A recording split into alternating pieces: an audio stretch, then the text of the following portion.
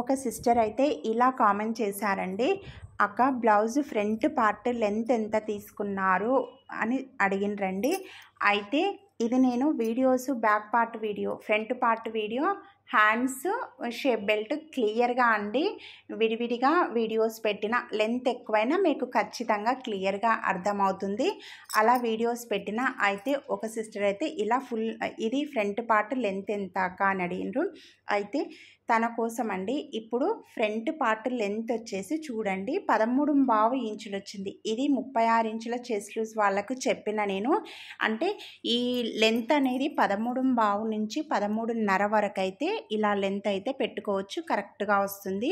ఇప్పుడు బ్లౌజ్తో చూపిస్తున్న. బ్లౌజ్ ఇది 36 ఇంచుల చెస్ట్ లూజే, ఇది కూడా 36 ఇంచెస్ చెస్ట్ లూజు.